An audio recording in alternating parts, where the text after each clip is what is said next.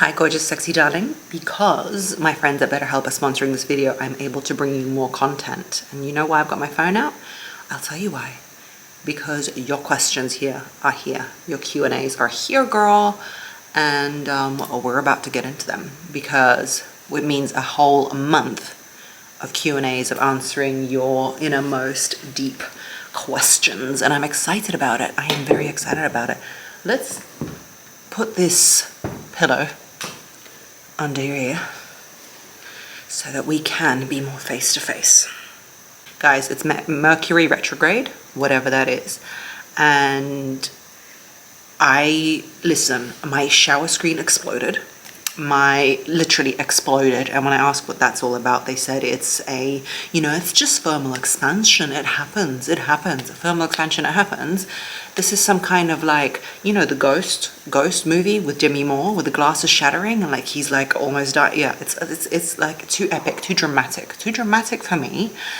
My son hit his head on a climbing frame, which is not dramatic, but I'm somebody who's like, oh my God, protect his brain at all costs. That traumatized me a little bit. Mercury retrograde. Everyone who can help me in this entire universe is too sick to help me. I'm recording my audiobook. Get the audiobook in the description box. It's on Audible. Guys, I used to be that teenager or person when Audible came out. I used to listen to it and be like, oh my God, Audible. Imagine these people, they read their books in the studio and they're reading, and now that's me. I'm that person. I'm the person reading in studio. So anyone who can help me is too sick or is too busy. So I'm recording this book whilst with my kid. She's just gone to sleep. And we can do it. I'm here to tell you that you can do it. I don't know how, but somehow you can do it. And that is raise kids, run a business, everything. So let's get back to this Q&A. Not a question, but your foundation looks incredible. Thank you so much. I don't know where you said that on Instagram or something when I asked you the question. It's either Fenty eavesdrops or no, that one is Fenty eavesdrops, definitely. And you know, my hair, this is just I have even stopped. What is this? What in the chupacabra is this? What kind of mammal am I? Anyway, we move. How to fix a dead bedroom. He says it's low T, not about me, but I feel painfully alone and empty. Baby, do you know how many women write me that kind of thing? And it's actually addressed partly in the book. Forgive my hair if it's looking wild. I know you come here for the information. Don't come here for the effing hair. A lot of people get very upset. Women get upset about this whole bedroom conundrum at the moment because we are used to hearing the whole rhetoric that the man chases you, the man wants you, the man, all he wants is intimacy. He will get intimacy wherever he can get it, and that's what we are programmed to hear. But there's been a shift, and the shift comes mainly from the fact that gender roles are non-existent.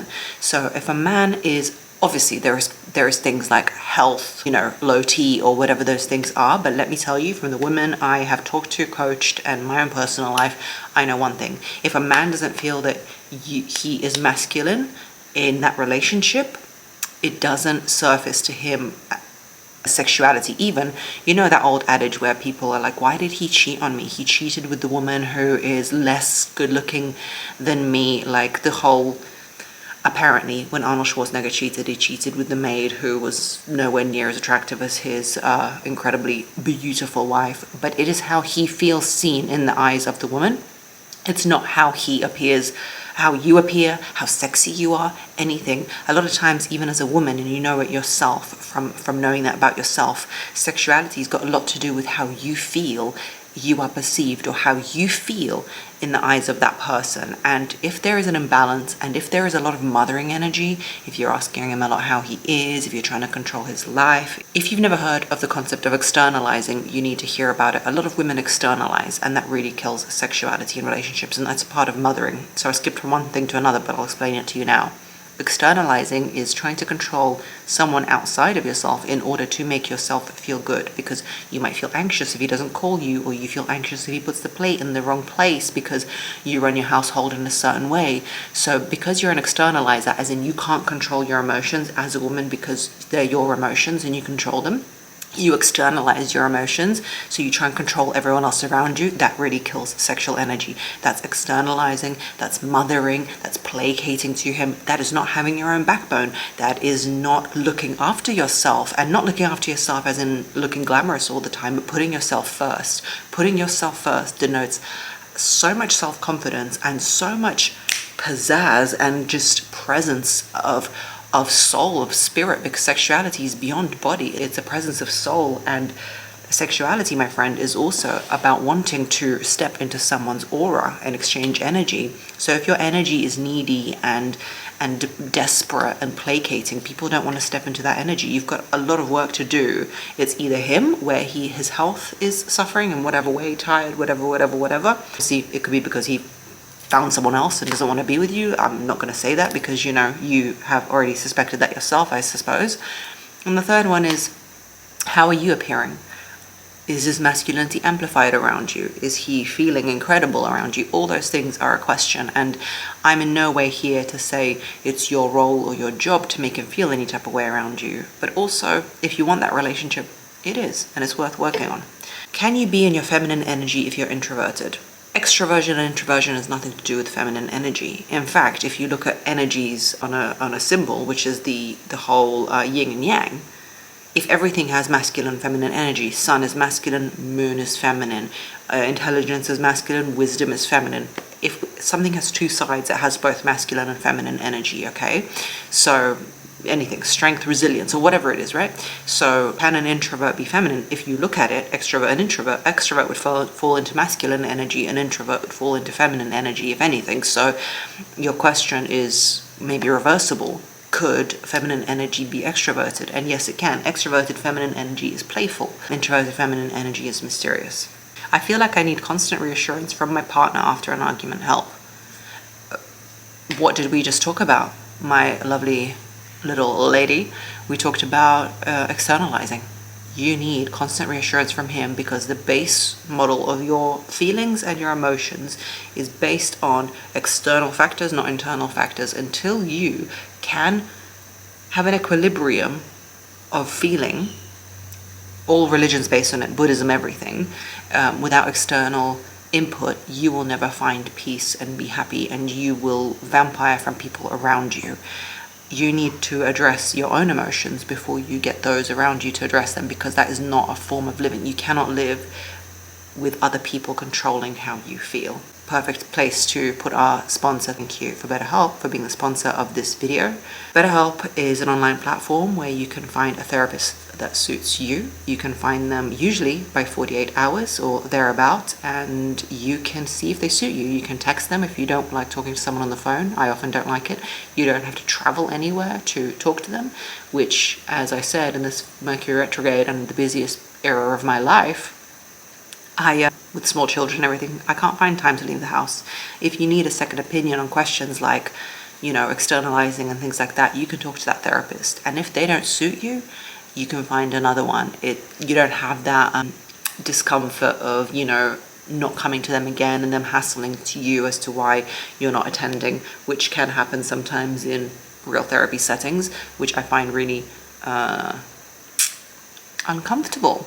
So if you want to use my discount code, I will leave it in the description box below. It's BetterHelp/Margarita, and you can get a % off for your first time signing up, and enjoy that discount and have a chat with a therapist that suits you. Enjoy. I keep finding men that seem high value, but they aren't in alignment or ready for a relationship. Value is denoted by what is valuable to you. So if I want a pickup truck because I need to load a lot of rubble from my renovation into it, that truck is high value to me because it's there, ready and willing to do the job that I need it to do. If, however, this Ferrari turns up, you might say that Ferrari is higher value because it's more expensive and it looks better or whatever it is, but it's not high value to me because I'm trying to collect their rubble. So in that question lies the answer. A man is higher value, but he is in alignment already for a relationship. Well, he's not high value to you.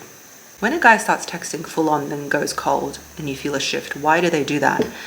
Mostly they do that. I don't know why they do that to you. You could be somebody who changes yourself. Maybe there's a two-tone answer here. Number one, you either shift your energy when you meet a guy, maybe you get really possessive, maybe you get very mothering, maybe you get very not interesting. You've got to be very honest about yourself. You've got to sit down and write down, how am I when I first meet someone versus how am I when I start dating them, when they give me that affirmation. You've really got to understand, are you doing any off-putting behaviors? And if you are, do you wish to keep them? Do you wish to, let's say you start coming on too strong and you start love bombing guys, are you willing to drop that behavior? Are you willing to change that in yourself? Because if you're not, that's fine. You just need to find someone who appreciates a little bit of love bombing. But essentially, a lot of men go cold after, the initial texting stages because they have an avoidant attachment style. Anxiously attached people, like I used to be, and I worked damn hard on it. You can find those videos on this channel and in my new book. Pre-order. Be a good friend and pre-order, because then that tells the publisher that I am doing well, and they'll order another book, and then you'll get more knowledge from me. That's how pre-orders work, okay? So when he goes cold, it could be an avoidant attachment. I had an anxious attachment style, and it still flares up, whereby I felt some kind of abandonment in my childhood, I don't know my dad very well, okay? So, and he didn't want to know me very much, so some kind of is obvious where that came from. And so I'm always looking for people who are trying to avoid me. I'm too much. I externalize. I all those things, okay? So I do all of that jazz. I do too much. Whilst the opposite of that is an avoidant person. That person got engulfed in their childhood. If you imagine a wave that engulfs you and just is always controlling of you, they had a parent who didn't see them for their emotional value, but always wanted good grades from them, or wanted to control them, or wanted to do all these things. So that style of parenting creates somebody who's afraid to be engulfed. Now, that person might be a fine partner for you for the rest of your time, and it might all work out with fairy tales and lip gloss. I don't know why lip gloss, but my mind works too fast for me to control the words I say. The point being, you might never be fulfilled in that relationship, because for them, the feeling of closeness is too similar to feeling like you are going to control them and you're going to take up their time. I am constantly attracted to avoidant people because they emulate the feeling of the abandonment that. So if you're avoidant, your clingy partner in your head emulates the feeling of your over-engulfing parent.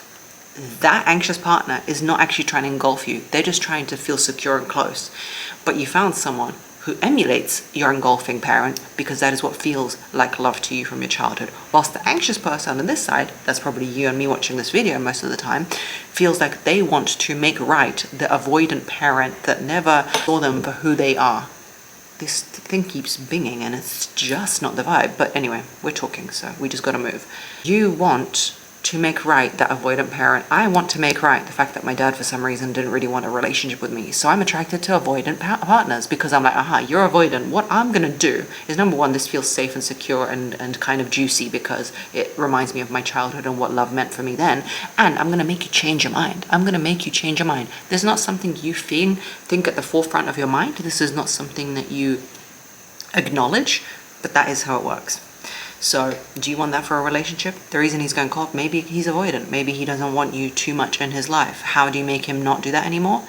Take a step back, play those kind of games. And yes, they are games, because life is essentially a game. And if you don't want to play games, how can you win at life? I don't know. It's up to you. Do you want to play games? Do you want to not play games? Do you want to be yourself? Ask those questions.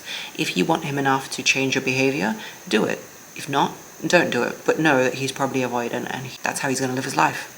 Love your content. What's your views on friends with benefits? I don't understand the benefit. What is the benefit? His pee-pee? That's the benefit? But what's the benefit? To me, benefit is a friendship that is, somebody supporting you. Now, you can do that without sleeping with someone. For me, a benefit is creating a life together and having children. I guess that's not a friend then, that's a relationship.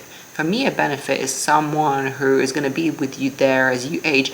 It's like not a friend with benefits. It's like a friend with errors, not a friend with benefits. Because what it's doing is it's stopping you from meeting your potential actual life partner.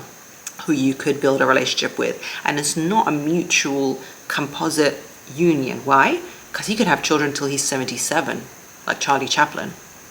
Whilst you, and even if you don't want children, your main career years are right now. So you're spending time and wasting time, let's be honest, on this person who doesn't see you as more than a friend. Why? You're not going to have children with him. You're not going to build your career and empire with him. You're going to hang out with him when you should be either working or having children or doing something with that youthful energy that you have. I suspect you're youthful. The only time a friend with benefits works is if you're 50 and you no longer want to get married and you've had your children and your career is thriving. Then I guess you want the PP and that's your friend with benefits. But apart from that, it's a friend who's wasting your time. And that's not very friendly. How do I get my man to stop watching porn and stay in my feminine? Girl, I'm going to fold my phone away because I have a meeting coming up and this one is serious. There's a whole chapter in my book about men and porn.